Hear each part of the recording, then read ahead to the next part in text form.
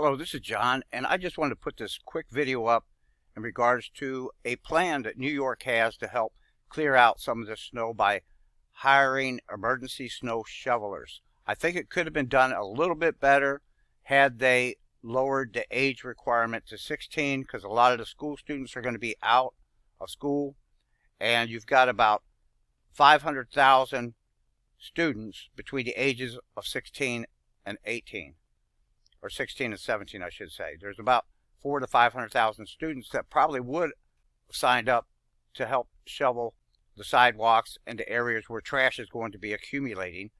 But while we're on the NewYorkCity.gov website that is showing people the requirements of eligibility to shovel sidewalks, I think you'll find this very humorous as we scroll down. So first, let's note this is the sanitation department, because they did have trash piling up 2 weeks ago, and it was like about 15 feet high. But let's look at their requirements. Get paid to help keep New York safe after winter storms. Eligibility. To be eligible, applicants must be at least 18 years old, eligible to work in the United States, able to perform heavy physical labor. Now let's scroll on down to registration. To register for an appointment, workers must have 2 small photos, 1 and 1.5 inch square, 2 original forms of ID plus copies, and a Social Security card.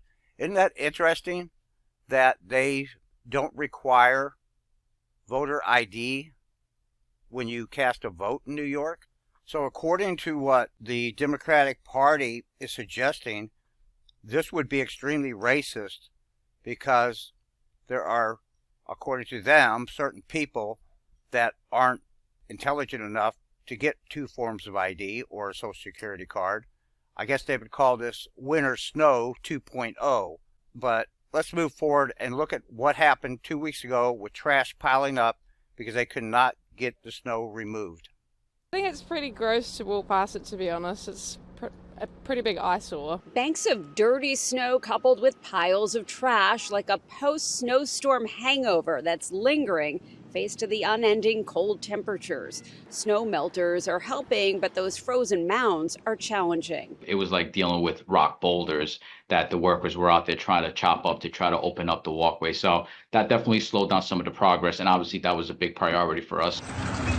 It all had a domino effect of delaying some of the trash collection, according to the acting commissioner of the sanitation department, Javier Lohan. Even though we are on track on the Monday service areas, a lot of the people won't start receiving service until tonight at 6 p.m. and that'll go into the overnight and then tomorrow morning. But the heaps of trash have prompted some outrage. They got garbage everywhere. Actor Michael Rappaport, who's no friend of Mayor Mamdani, complained about the trash on the Upper East Side, and council member Ina Vernikov also took aim at the mayor. I took a walk on several streets. The mayor says they're working on it. Sanitation is currently running about 24 hours behind on trash collection. I know that they are working with everything that they have to come up to speed, and that will continue to be a focus for us, because what we want is a city where New Yorkers can continue to return back to their lives as they were. So right now they've got about 1,000 people that have signed up to help shovel snow to get paid that $19 to $24 an hour. If they would lower that down to the age restriction of 16 and above, they would get probably about 10,000. They're going to need a lot of people out there shoveling snow, or they're going to have that trash issue, because the snow they're getting now is about 75% more than what they got 2 weeks ago.